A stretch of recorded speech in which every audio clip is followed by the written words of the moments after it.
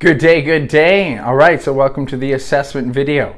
This is just going to be important for me to know how you move. I want to know your range of motion. Some of these movements are very basic, but I'm also going to see your range of motion from left to right, and also anything for injury prevention or injury history. From there, when you're going to look through these, if anything gives you any pain, irritation, just try to let me know, especially when it comes to certain movement patterns and big ranges of motion. I don't want to make you do something that hurts, okay? And if something does hurt, then I know I can write your program more appropriately. So take a look at the whole video here and try to get familiar with the movements. What I would do is I'm going to send you this list of exercises as well, and then just have it kind of written out on a piece of paper or print it out, and then record yourself going through it. You can stop the tape at any point and kind of redo it or reflect back on the video for how I want the movements done. And some of them are important that you give me both a frontal view and a lateral view, okay? So take a look at the movements, get familiar with the movements, send me the recording of what you have for all these different movements. They're all body weight, done with no shoes on. And then as soon as you get that over to me, I can write your program and get you going. So get on it. From a barefoot position, using a broomstick, what I'm trying to do is test my range of motion for leaning in that kneel position.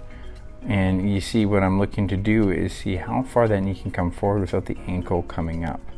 You try to push it, and then you can kind of go in and out for a few seconds at a time to see how far that stick can be from the base of your foot.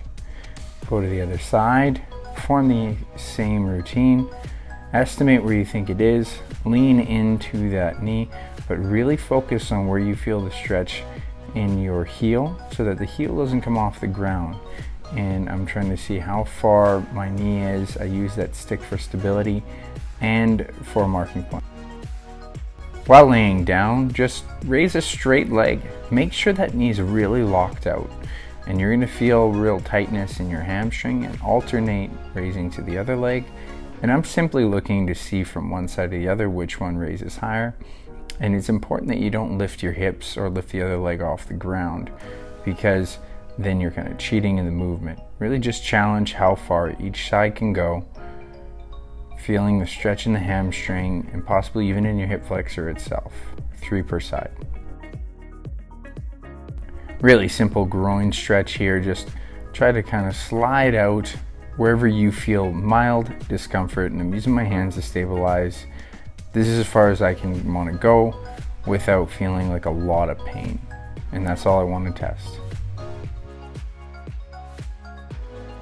Real simple, just good old-fashioned reach for the toes, and I'm going to slide my hands a little bit past my toes because I have a decent flexibility in my hamstring. So if you can reach past your toes, reach a bit past your toes, and just do 3 reps like that, always hinging out.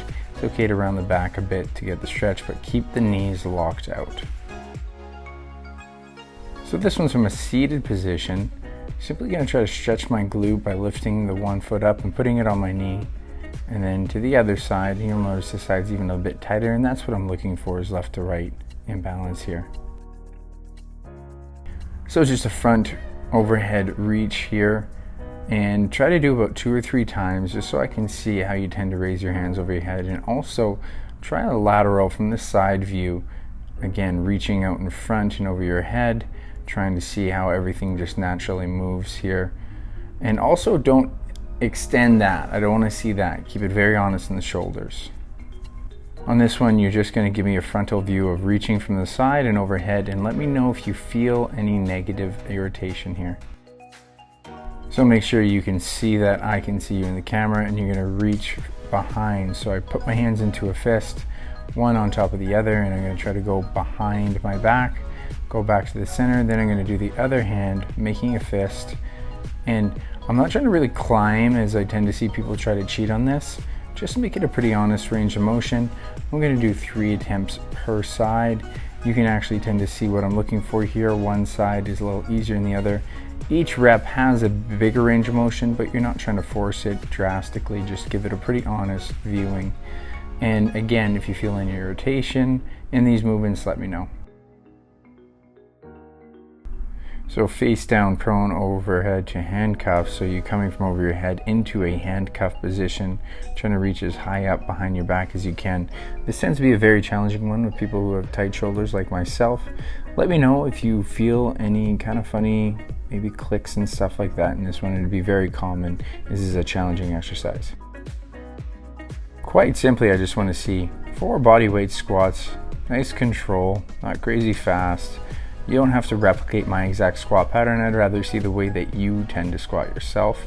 And then also show me from the side 4 body weight squats. Once again, just how you tend to squat. Doesn't have to be perfect. I would rather see just how you tend to want to use the squat pattern.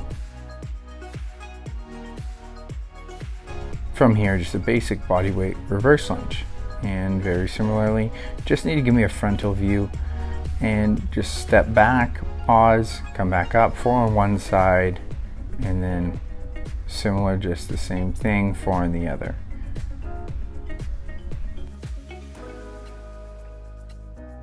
Once again with the stick, notice that my elbows are at 90 degrees. That's the distance I want my hands to be at. Then I'm going to reach overhead, and now I'm going to try to do the best deep squat I can. But whatever, again, your squat pattern gives you, just go with it. I'm not necessarily having a high expectation. I just want to see where your body tends to go into that squat pattern. Doing 4 reps, and then going from a lateral point of view, once again, put that hand overhead and reach nice and deep. Just show me the best you can for giving me this overhead squat pattern. Okay, you can kind of see where I have my own imbalances here, which is totally fine, but it gives us a lot of information that we can use for planning. This one is a good stability and posture test, so just a single leg toe touch. I'm going to reach with the opposite hand. I'm really going to try to stabilize and not put the other foot down between each rep. I'm going to do 4 reps on one side, I'm going to do 4 reps on the other, and then I'll show you a lateral view of the exact same thing. Again, you don't have to have absolute perfect form. I want you to see what I am trying to do here is I'm trying to do a very pure hinge. Okay, so I don't allow my back to round too much, but that's mainly what I'm looking for, is your ability to be single-legged and hinge your body into each touch. As you can see from this lateral perception here, I am really trying to keep my low back relatively straight and put that other leg straight out, almost trying to straighten it to balance out the weight of my chest coming forward. Another major thing with this exercise is just do it very slow, very controlled, as it is a stability challenge, not a speed challenge. Take your time on each and every rep and try to do 4 in succession without needing any stability help. So with a true push-up, you actually have your toes and your hands lifted off the ground, and then you truly push up off the ground. I'm trying to have my whole body and core come up in unison. There can tend to be legs in the body if the core isn't strong enough to actually stabilize, or the upper body isn't strong enough to stabilize how heavy the push is off the ground. There is an alternative form here. If you have any difficulty doing it, do a modified and just come off your knees and just even show this side profile with that modified true push-up position. So with a long plank lift, I'm putting my thumbs at approximately my forehead, and I'm going to try to lift that plank position. It's going to be challenging on the upper and the core. Now, if that position where my hands are is too difficult, bring it down closer to your face, and once again try to lift in unison. And if you can't do that, then we bring it down one more, and then we would essentially just do, once again, another true push-up to show me that you can lift your whole body in unison at one time. So beginning on all fours here, I'm going to reach my opposite arm and leg out, pause, and come back down. Notice that I keep a pretty straight line from the, and I'm going to alternate base of my heel all the way to my far hand. Creates a nice little inclined line. Now there are imperfections in my movement, as my shoulder mobility is preventing me from reaching my hand as high as I'd like. So you would like to see your hand reach very high and your foot stay nice and low. and you want to see your core stay rigid and stabilizing this left to right imbalance. And one of the last ones, you can put your shoes on, and I want you to pause and then do a jump squat and catch it. And what I'm really looking for is your ability to come from no movement into big movement, and then slow down that big movement and decelerate and balance that weight.